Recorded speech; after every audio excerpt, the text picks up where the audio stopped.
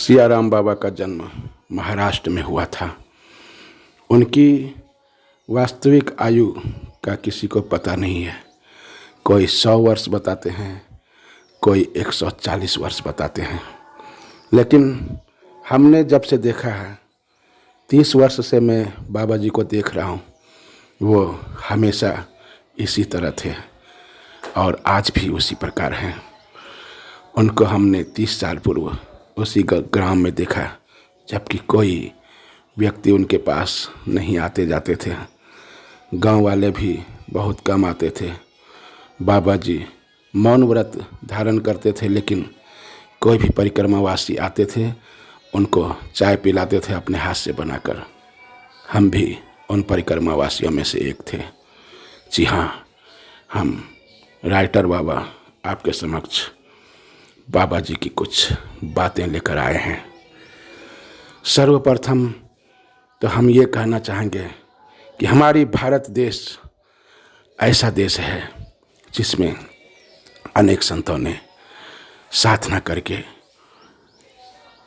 विश्व को नतमस्तक किया है।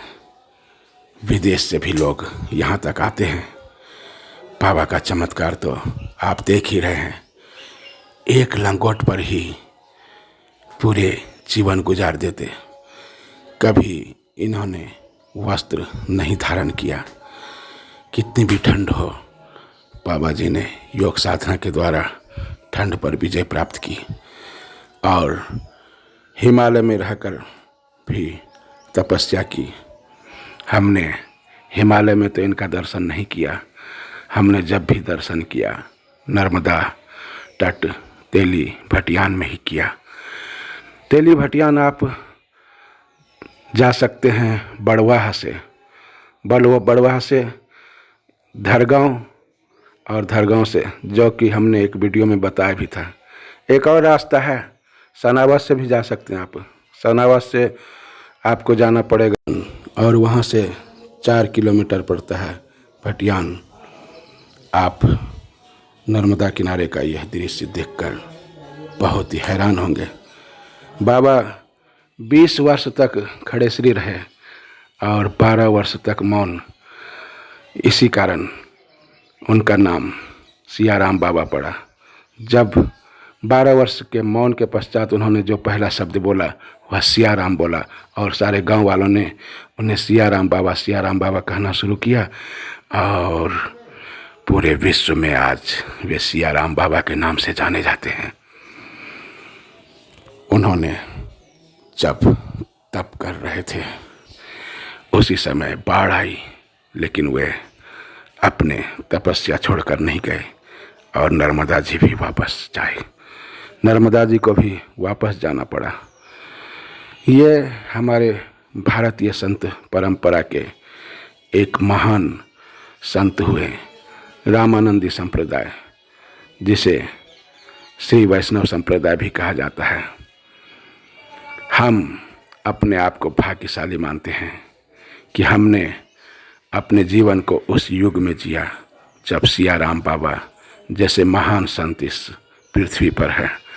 और सबसे बड़ी बात, गौरव की बात हमारे लिए ये है कि हम भी उसी परंपरा में हैं जिस परंपरा में बाबा सियाराम जैसे महान संत हैं। इन्होंने 2,58,00,000 रुपया दान दिया मंदिर बनाने के लिए, यात्रियों के शेड के लिए, ताकि कोई भी यात्री बरसात में नहीं भीगे। बहुत यात्री बाबा के दर्शनों को आते हैं और पहले वे बरसात में भीगते थे, लेकिन अब वे बरसात में नहीं भीगते हैं, उस शेड पर बैठते हैं। और आपको बता दें कि ये रुपये सरकार ने 5 लाख दिए थे रुपया से अधिक, क्योंकि उन्होंने मंदिर के शिखर में आने के लिए दिए। लेकिन ये सब बाबा जी सरकार के द्वारा उन्हें मुआवजा मिला था। अभी तक वही वो मंदिर डूबा है। जरूर वह मंदिर 3 मंजिला बन गया है। सबसे बड़ी बात है कि बाबा इतने उम्र में भी स्वयं अपने लिए भोजन बनाते हैं, स्वयं अपना सारा कार्य करते हैं, उनके दायित्व का पालन करते हैं और इसके अलावा 21 घंटे तक रामचरितमानस का पाठ करते हैं। आज भी इतने उम्र में, जबकि लोग उठा बैठा नहीं जाता लोगों से, और वो स्वयं चलते हैं। हमने उन्हें चलते हुए देखा सुबह, और रात के 11 बजे तक बैठे रहते हैं रामचरितमानस, और सुबह के समय गीता प्रवचन सुनते हैं। रामचरितमानस ही उनका जीवन है।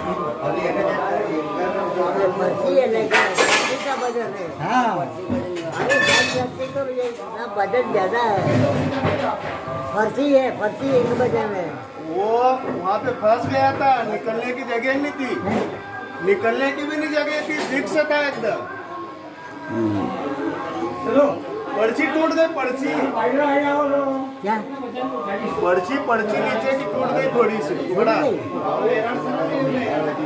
तो देख ही लेगा, अभी उठाओ से भी देख ही लेगा। टाइल्स अरे उठाओ भी देख ही लेगा। फसल था क्या?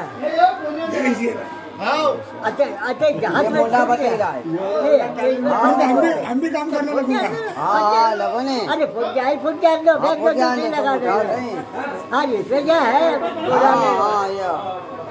ये अरे जान दो, ये तो होता है। अरे पैदा हुआ तो बताइए, अब तो फालतू चलता है, इसका कोई बात नहीं। और सब मेरा करते हैं, और जाने जाते फिर कहीं मेरा तो तेरा, कोई पूछते नहीं। ये तो माया है, ऐसा ही माया के काम वाला है। जय धीरे है, ये पर्ची का बजाय ऐसे पलटा रहे, अरे ये चदर लगा रहे हैं। हाँ, गुलाब बोल रहा था मेरे को, गुलाब बोल रहा था कि बाबा के पास काम चल रहा। उसको कर लिया था, इतने में खबर आ गई, काम हो गई, मुझे कल बंद करा। कल इसको फाटक लगा लिया, वो दिन हो गया है, हमने एक लगाना है और भी फाटक लगाना है, तो इसको भी कर लेगा।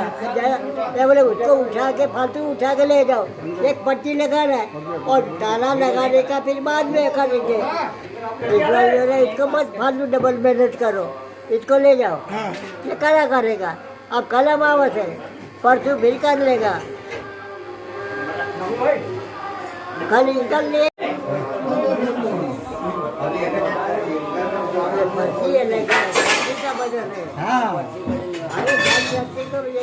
बजट ज्यादा है, फर्जी 1 बजे में वो वहाँ पे फंस गया था, निकलने की जगह नहीं थी, निकलने की भी नहीं जगह थी, फिक्स था एकदम। पर्ची टूट गई, पर्ची क्या पर्ची नीचे की टूट गई थोड़ी सी, बड़ा तो देख ही लेगा, अभी उठाओ से भी देख ही लेगा। टाइल्स अरे उठाओ भी देख ही लेगा। फसल था क्या? अच्छा जहाँ मोटा बतेगा, हम भी काम करने लगेंगे। हाँ लगो ने। अरे फुट जाए लो, बैग को जल्दी लगा दो। हाँ इसमें क्या है? अरे जान दो, ये तो होता है। अरे पैदा हुआ तो बताइए, अब तो फालतू चलता है, इसका कोई बात नहीं। और सब मेरा करते हैं, और जाने जाते फिर कहीं मेरा तो तेरा, कोई पूछते नहीं। ये तो माया है, ऐसा ही माया के काम वाला है। जय धीरे है, ये पर्ची का बजाय ऐसे पलटा रहे, अरे ये चदर लगा रहे हैं। हाँ, गुलाब बोल रहा था मेरे को, गुलाब बोल रहा था कि बाबा के पास काम चल रहा। उसको कर लिया था, इतने में खबर आ गई, काम हो गई, मुझे कल बंद करा। कल इसको फाटक लगा लिया, वो दिन हो गया है, हमने एक लगाना है और भी फाटक लगाना है, तो इसको भी कर लेगा। मैं बोले उसको उठा के फालतू उठा के ले जाओ, एक पट्टी लगाना है और ताला लगाने का फिर बाद में करेंगे। इसको मत फालतू डबल मेहनत करो, इसको ले जाओ, ये करा करेगा। अब कल अमावस है, परसों फिर कर लेगा, कल ले